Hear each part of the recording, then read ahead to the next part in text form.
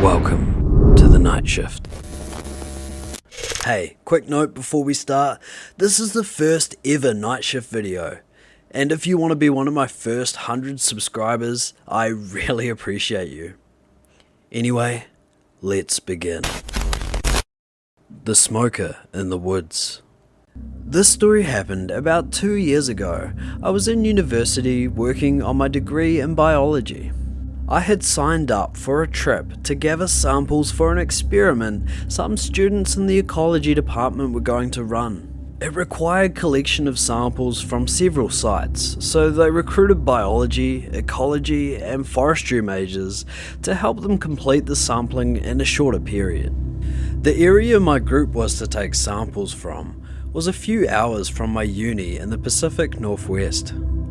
There are 9 of us in my group, 8 students and a supervising professor. We got to the campsite in the late evening and set up our tents. One of the other students had brought a big container of split pea soup from home and was sharing it with the others on the trip. I don't really care for split pea soup, so I declined the offer. Everyone had some except me, one other student and the professor. Come the next morning, the 5 students who had eaten the soup weren't in the best of shape. They were in the grips of some gnarly food poisoning and were in no shape to hike for 8 or 9 hours to collect the samples we needed. The professor who was supervising us had originally some rules such as people have to travel in groups of at least 2 and we had to return to camp by nightfall. Now, those rules were tossed out to make sure we kept to our timetable and collected all of the required samples. We were just told to do your best to complete the work assigned as long as you can do it safely.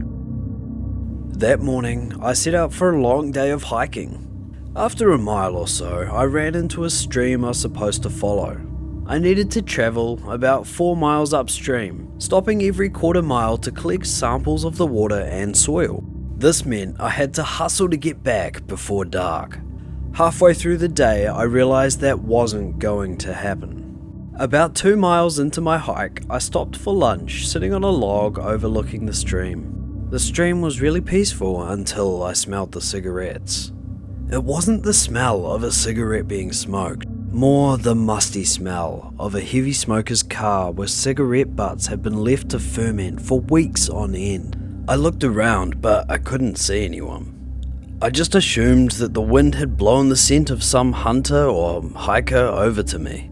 But minutes later, the smell hadn't faded. The vegetation in the area wasn't that thick, but there was still a lot of places for someone to duck behind a tree or a bush. I was unnerved that someone was apparently staying close enough to me for me to smell them for this long without so much as a word. I quickly packed up the trash from my lunch and continued up the stream. The musty cigarette smell went away for the next few hours. It wasn't until I arrived at my last sample location late into dusk that I smelled it again. The woods were getting really dim by this point. Looking back on it, it was a really stupid idea to stay out so late, as just hiking back to camp in the dark would be pretty dangerous, even without a cigarette smoking stalker. Having just put the collection tubes in my bag, I shined my flashlight around the darkening woods, looking for whoever was giving off the smell. I didn't see anything that caught my attention. It would actually be more correct to say I saw too many things in the dim light that might have been a head sticking out from behind a tree or someone crouched low in the foliage. I didn't like the idea of being in the dark woods with a stranger who for the second time was lurking near me without revealing themselves.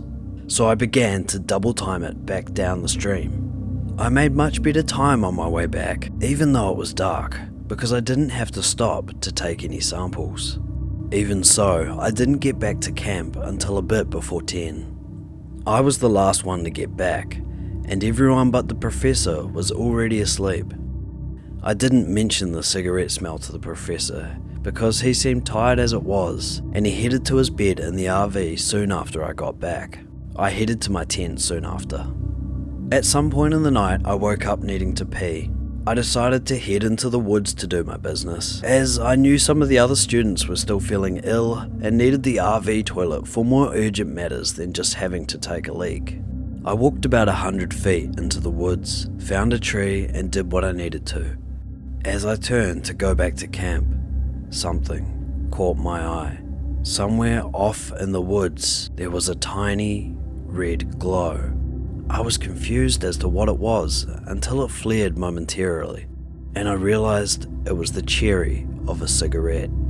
I stood there for a while watching the red ember glow, fade, then move slightly closer to the ground as whoever it was smoking would take it out of their mouth. Not being able to see the person, I assumed they were watching the camp. I didn't know if they'd seen me make my way into the woods or not, as the fire had been doused and the moon was only half full, so there wasn't very much light. I made my way slowly back to camp as quietly as I could and entered the RV to wake up the professor. I told him about the person smoking in the woods and the smell of the cigarettes earlier that day. However, when we got outside the RV, the ember from the cigarette was gone. My professor woke up the other student who hadn't come down with food poisoning, and we took turns watching over camp.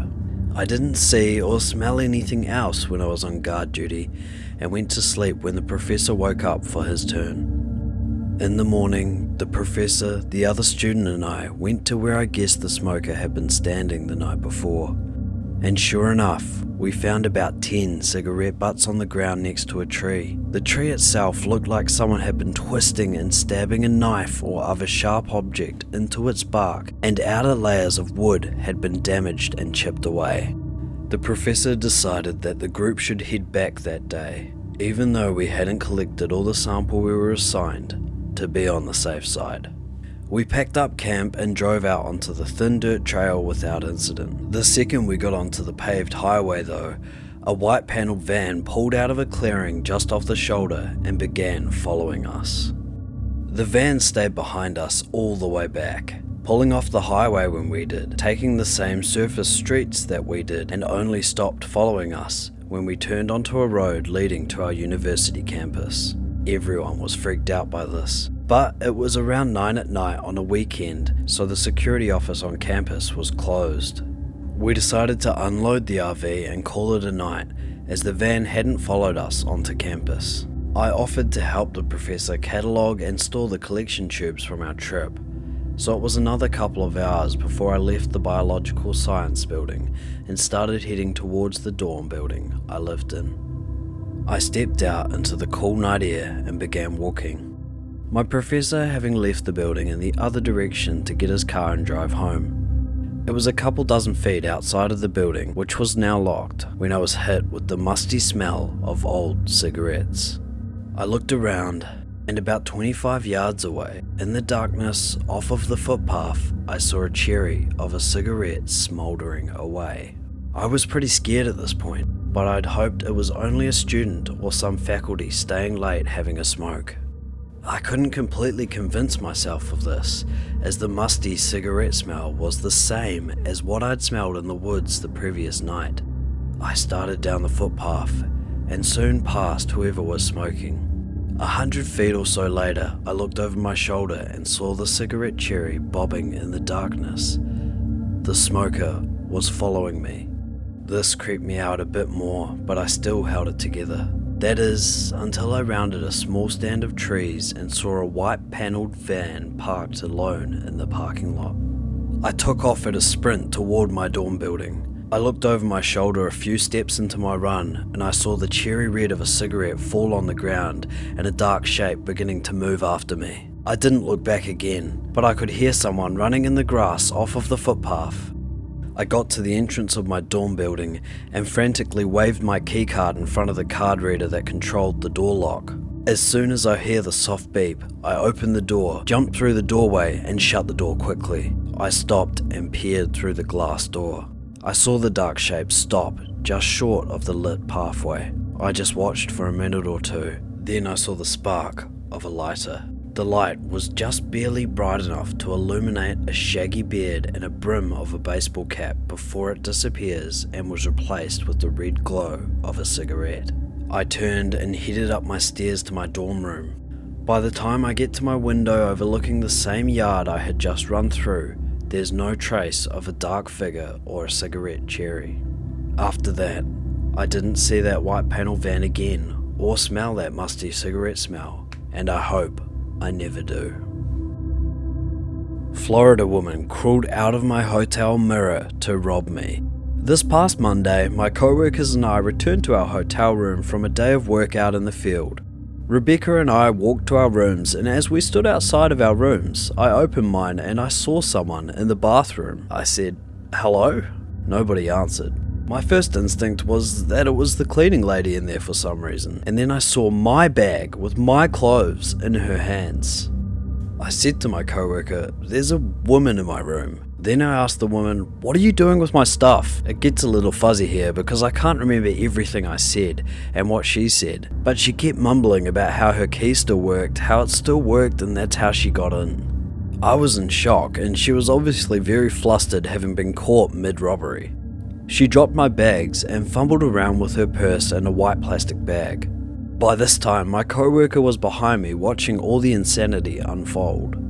This woman was scrambling and walking towards the door, and I said, "What's in the bag?" thinking it was probably my stuff. And so she said, No, this is just my things. It's just my things. I'll show you." And so she did. I looked and I didn't see anything of mine, and so since I'm obviously in shock at the time, I let her leave. I went into my room and it's been ransacked. I did a quick look around to see if anything had been taken. All of my electronics were still there. Then I went into the bathroom and I saw my underwear, my bikini, and my clothes shoved into my own bags randomly. Even my passport was shoved in there. Then I looked on the counter and I saw that she got into my medication. I'm not sure what was going through my head at the moment other than I wanted it back, so I ran out the door to go find her. I realised I was never going to find her, so my co-worker and I went down to the lobby to tell them what had happened, and then we called the police. We went back up to my room to wait, and I noticed there's a metal bat on my bed, a little larger than one of those novelty wooden bats you get at a baseball game, but there's also a flashlight on the end. She must have left it behind in her hurry. She also left behind a necklace that must have fallen out of her bag when she was scrambling with mine. I was mostly freaking out at this point because I thought she'd gotten away with my medication that I needed. The police got there and took our statements and looked around the room with us as well. One thing that I noticed was there were bits of drywall in the sink, and I pointed that out to the cops, but none of us really knew where it came from.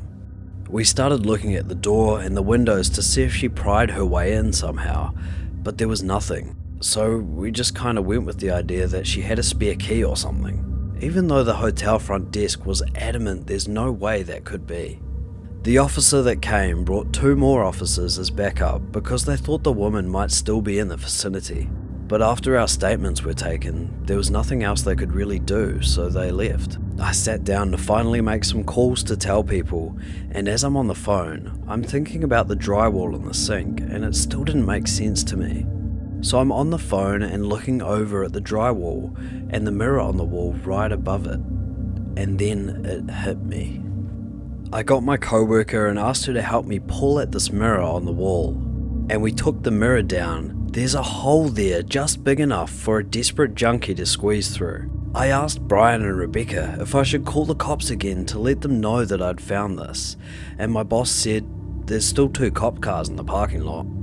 So I went down to tell them, and the female cop just kind of rolled her eyes, but the young guy said, "I'll come check it out."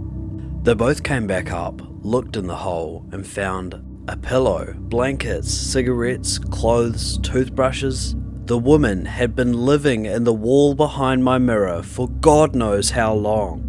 She had access to me and my room at all times. I know it might be hard to picture. There was a crawl space about 2 feet wide between the 2 rows of rooms. One of the officers called the original officer to come back and take pictures of this. She explained to him what's going on, and all I hear over the radio is, "No fucking way." He comes back, takes pictures, and is just as mind-blown as the rest of us. Obviously, we packed up and left immediately. What's even crazier is she had probably been there a long time. The last time we stayed in this hotel, I would randomly smell cigarette smoke and I assumed someone was smoking in their bathroom and it was travelling through the vents. But no, a junkie was smoking just on the other side of my mirror. She had access to other rooms too. The holes in the walls were from a renovation, and the hotels hadn't properly patched it up and just covered up with mirrors. She could have been hanging out in people's rooms when they were gone. Anyway, this was insane and I'm taking a little time off. Nightmare experience at my friend's cabin. My story involves myself and 3 of my really good friends throughout my whole childhood. We'll have them go by Kevin, Ryan and Tommy, whom I am good friends with to this day. I could not write this story to you without their help, consent and experience as well. The story you are about to read is true and not made up in any way, regardless whether we had been seeing things or not. The reality is we had experienced something very horrifying the one night at my friend Kevin's cabin. We thought long and hard about actually sharing it or not, afraid of being ridiculed. But we were ready to share it with the community. And again, you had to be there to experience it. One of my friends actually suffered a nervous breakdown after the incident and needed counselling in itself. Regardless, I would like you to know also that I've always been a skeptic on the paranormal and find it very hard to believe in many aspects. But I love to watch, listen and read on it simply because I always love to have an open mind in life. An open mind, in my opinion, is a growing one. Whether it was paranormal or not, someone was clearly there that night. Now finally, on with the story. During the midsummer, usually around the middle of July, me and a couple of my good friends, who I had mentioned, all the way through my childhood, always made time to go up to one of my friend's family cabin, way up north in the forest of Minnesota. Throughout all of our young years, we would always go, for sure accompanied by my friend's dad, Kevin's dad, who owned the cabin, and sometimes a few of our dads as well. Once we were juniors in high school, we felt mature and old enough to go to the cabin on our own, finally without Kevin's dad or any other adult supervision that may have accompanied us. I would like to mention a little information in regards to my friend's cabin to help you picture the scenario. My friend's cabin is very remote and very little based upon a very large sized island. Other cabins were on the island, but the next one closest to us was a solid quarter, or a half mile away at least, which is my best guess, which you could get to by taking a man-made path around the island. And I want to mention that to get to my friend's cabin, you had to park on a gravel road on the opposite side of the island, as his cabin was on an island, and take his boat across the lake about half a mile to reach the cabin. This lake is huge. My mind always had a tendency to run around when sleeping there at night. Throughout all my years, all one level, with only 2 bedrooms next to one another, a kitchen/living room connected, and a bathroom in the back of the cabin. And where you slept, in the cabin, there was always at least one window in each room, with no curtain to it at all. So it was very easy to see outside to the woods and lake, and this was where my mind would run, as I always thought someone was peering in. Of course, nobody ever was. I've been to this cabin a dozen times throughout my lifespan and nothing had ever happened, and the older I got, the easier it was to sleep. Now for the event. We usually would stay a week's worth, or 4 or 5 nights. On the 3rd night during our trip, when we were there on our own finally, we had set up a campfire and had been drinking beer all night. I don't condone underage drinking, by the way. We just happened to sneak some, being the rebels we are.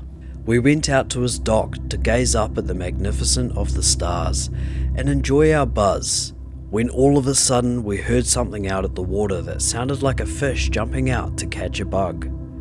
We quickly looked out at the lake with curiosity, wondering where the splash came, having our poles ready 24/7. Thankfully the moon was out that night, which helped lit up the lake, otherwise it would have been dark as black. with there being no city lights for miles upon miles, and we would not have been able to see anything on the lake.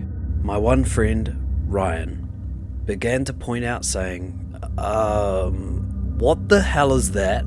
After looking closely and finally spotting what he was pointing at, all I can describe it was it simply looked like a head out in the middle of the lake just floating about, staring at us directly.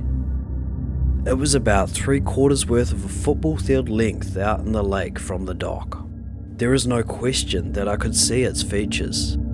It had long black hair and very palish skin like a face, but couldn't make out the eyes, mouth, nose, or chin, as if it was just a blob of pale skin with long black hair over it. I'll never forget the feeling that came over me. The hairs on my legs, neck, arm, all stood up, and I was paralyzed on the inside, ready to leave that moment. But we told ourselves it was just a loon, as these birds are very popular night drifters on the lake and do their hunting late, and also have black and white colours on their coats, and hunt by diving deep into the water, holding their breath for up to minutes sometimes. So it was possible that a loon all of a sudden popped up in the water after hunting a bit, or at least we tried to talk ourselves into that scenario. All of us having the creeps and noticing it wasn't moving one bit, just treading water in its same place. Went back to our campfire, lit it even brighter, and headed inside to drink more. I would like to mention that there was a staircase outside my friend's cabin, about 8 stairs in length down to the bottom where the fire pit was and dock. We soon forgot about the head with the help of beer until I had to use the bathroom really bad and the one inside was preoccupied.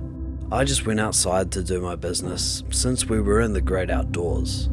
When I had been taking a pee and glancing out at the beautiful moonlit lake, I noticed that the black circle object was still there, but about 30 yards closer now, still looking as if it was staring right at me. I could easily see the nose on this thing's face. Again, it was very pale, like it hadn't seen the sun for years.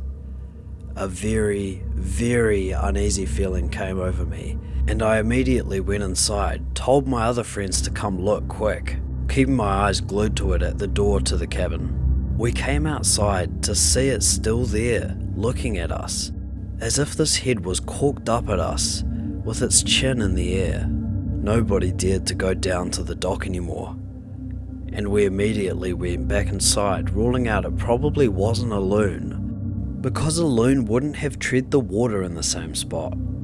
Eventually the current would have drifted it somewhere else in a rocking manner. For a loon to stay in the same spot for almost an hour or two made no sense to any of us. This head-like object was stiff as a board, and not moving a single muscle, just staring up at us from the deck instead. There was no ripple effect at all in the lake from the object. We said it was just a log and went back in. I could tell everyone else felt uneasy too. A few hours would pass. It was super late into the night at this point and knew we needed to sleep. Being my curious self, I looked back outside once more, and the black object had completely vanished. I could help but feel a sense of relief, thinking the log must have floated off or just hit the shore somewhere. As we slept with the windows open that night, there was no AC in this cabin. We had to open them or we'd fry in this cabin, being the middle of summer. Me and my other buddy, Tommy, slept in the living room while my 2 other friends slept in the 2 separate bedrooms with their doors open. Not being able to sleep but keeping my eyes peeled shut, I began to hear someone walking around at the bottom of the stairs to the cabin, around the campfire and at the bottom of the stairs. I thought I was about to shit bricks. No question what or whoever I heard down there was off the dock now, pacing back and forth as it made the sound of a boot clicking on wood. It was as if they weren't sure what to do with themselves. It lasted for about 3 minutes. Wanting to whisper to my buddy, but frozen in fear, I just kept my eyes shut and ears on full alert. The footsteps sounded like they took 2 steps up the deck stairs all of a sudden, but then turned around and sounded like they were sprinting down the man-made path. After it sounded like the steps were long gone and a couple of minutes had passed, I woke up Tommy asking if he heard the steps. Both of us sitting up, I was startled to my friend Ryan walking out of his room and saying we need to leave a minute after the steps had vanished. He must have heard us talking, so felt he could come out as well, but either way he was waking us up regardless. Something was very disturbing about his expression, and I asked him why. He woke up my other friend, Kevin, in the other room and said, "Let's go, get to the boat, it's time to go." Asking him, What, Ryan, what the hell is wrong with you? He explained to us quickly while grabbing his stuff, and I'll never forget what he explained, as won't my other friends. He said when he was turning sides on his bed to get more comfortable, he saw someone peeking in at the top right corner of his window and quickly shifted out of his view. He said all he saw was one eye, ghostly white skin, and black long hair down the window. Again, another thing I'd like to add. When we look back at what he experienced, it chills us to the bone realizing that, since this face was in the top right corner of the window in my friend's room he was sleeping in, this thing was either damn near 8 foot tall, standing on something like bricks trying to peek in, or was floating. Ryan then continued to say, "Let's fucking go!" Very seriously. Absolutely disturbed the fuck out of my mind and feeling like I was gonna be sick, and then telling them what my friend and I heard in the living room. We all agreed and packed our stuff and booked it, not cleaning the cabin or anything. We always had to clean the cabin before leaving. We locked up, and as we headed down the stairs we saw bare footprints in the dirt heading off into the path and all around the cabin. We picked up our step getting into the boat, not knowing if it was watching us or around us, threw our stuff on and untied the boat and sped off. I didn't even think about the head in the water anymore, or to look in the water, thank God. My eyes were just glued to the island trying to spot anything moving, but I saw nothing. When we had finally got our stuff packed in the car and the boat tied up, we hopped into the car and took off. We had been driving out about 10 miles, and out of the blue Ryan, who said he saw the person outside his windows, all of a sudden broke down in the car sobbing, saying, "What was it, guys? Oh fuck, what did I see?" We called to tell our parents what had happened on the way back and that Ryan was freaking out, and they told us just to get home safely and quickly. It was late, about 4 or 5 in the morning, but no one slept and it was a very quiet ride home. My friend's dad, who owns the cabin, went up that following weekend and said he experienced nothing while there, but did mention bare footprints were still lingering about, which he thought was odd because someone was walking around his property, which bugged him madly. Whatever my one friend saw in the window really hit him hard. After his breakdown, he had trouble sleeping multiple nights and ended up having to seek help for a couple of weeks and hop on some sleeping medicine. As time went on, he ended up being fine, but isn't too comfortable sleeping next to a window without a curtain. I, to this day, cannot explain what happened and why it seemed to happen to us, and cannot explain what I saw in the lake and what Ryan specifically saw. Nothing has ever happened in that cabin since that night, so we're told from my friend's dad who owns it, which I believe him. I personally have never decided to go back to the cabin, which really makes me sad. I had great childhood memories there. Tommy and Kevin both have gone back and been fine, but Ryan refuses to go back and I'm with him. A lot of people have cabins on this island, so it could have been a prank in the making that had been busted when Ryan saw the person at the window, or the person was possibly wanting to do something worse. I will never be able to explain what was floating in the lake, but the fact that this incident, along with bare feet and someone looking in at Ryan at night, all happened in the same night seems like more than a coincidence. This has been The Night Shift. If you've enjoyed these stories and want more, hit subscribe and I'll post more videos weekly.